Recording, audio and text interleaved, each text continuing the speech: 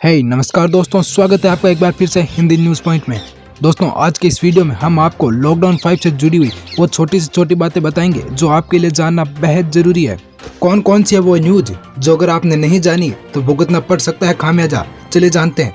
उससे पहले दोस्तों, इस वीडियो को लाइक और हिंदी न्यूज़ पॉइंट को सब्सक्राइब करके बेल आइकन ऑन कर दीजिए ताकि आप देश दुनिया की तमाम बड़ी खबरों से जुड़े रह सकें। उससे पहले दोस्तों, हमारे देश में चीनी बीमारी के आंकड़े जान लेते हैं। दोस्तों, फिलहाल देश में टोटल 1,82,143 मामले आ चुके हैं, जिनमें से 46,984 ठीक हो चुके हैं और 5,164 को अपनी जान गंवानी पड़ी है। दोस्तों, ये तो था कोरोना वायरस के आंकड़े। चले जानते हैं अब लॉकडाउन से जुड़ी हुई वो खास बातें।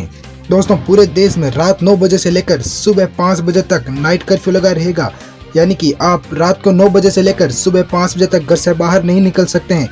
अभी cinema hall, gym, swimming pool, entertainment park, theatre, bar, auditorium आदि बड़े कोई भी काम नहीं खुलेंगे। चलिए अब जानते हैं पूरी खबर। चर्चा लॉकडाउन 5 की थी, सामने है लॉकडाउन 1 का फॉर्मूला। केंद्र सरकार ने शनिवार को नए नाम से लॉकडाउन के कायदे बताए।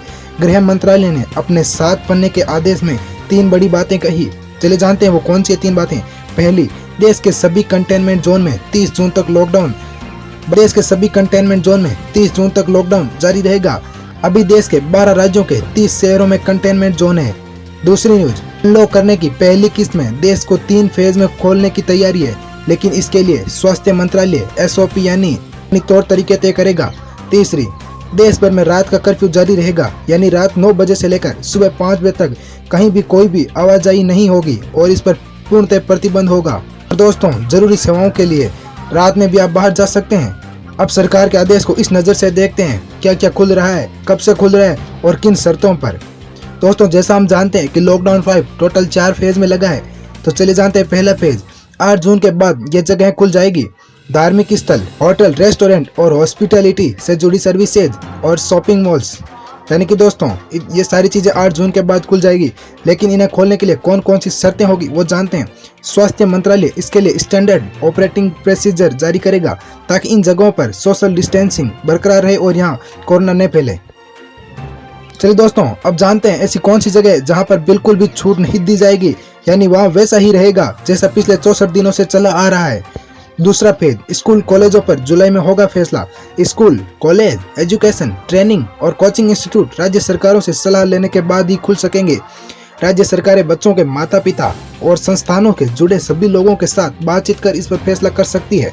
यानी कि दोस्तों, ये कार्यभार पूर्णतः राज्य सरकार पर छोड़ा गया है कि वो सभी राज्य की सरकार अपने अपने राज्य का निरीक्षण कर स्कूल कॉलेजें खोल सकते हैं।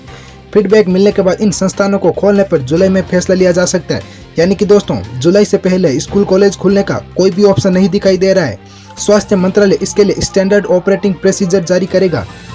चलो दोस्तों, अब बात करते हैं वे कौन सी सर्विसेज हैं जिनको चालू करने पर अभी भी कोई भी फैसला नहीं लिया गया है। Number 1, international flights. दोस्तों, अगर आप भी विदेश जाना चाहते हैं तो इस पर भारत सरकार ने अभी भी कोई भी फैसला नहीं लिया है। और मेट्रो रेल भी अभी शुरू नहीं किया जाएगा। Cinema hall, gym, swimming pool, entertainment park, theatre, bar, auditorium, assembly hall और इनके जैसी बाकी जगह को खोलने का अभी कोई निर्णय नहीं लिया गया है। Social, political, sports, entertainment, academic cultural functions, धार्मिक समारोह और इनके जैसे कोई भी प्रोग्राम को भी शुरू नहीं किया जाएगा। दोस्तों, आपको बता दें कि लॉकडाउन 5 में मिली है बड़ी राहत। लोगों को घूमने पर नहीं होगी रोक। राज्यों के बीच और राज्यों के अंदर लोगों के घूमने और सामान की आवाजाही पर नहीं रहेगा प्रतिबंध। और यहाँ पर लोगों को घूमने और सामान लाने के लिए किसी भी प्रकार की इजाजत की जरूरत नहीं होगी। हालांकि यदि कोई राज्य पब्लिक हेल्थ और इसके अवसर के कारणों के आधार पर लोगों के मूवमेंट को कंट्रोल करने का प्रस्ताव रखता है, तो इसे इस तरह के मूवमेंट से जुड़े प्रतिबंधों के बारे में पहले बड़े पैमाने पर प्रचार करना होगा और जरूरी प्रतिक्रियाओं को अमल में लाना होगा।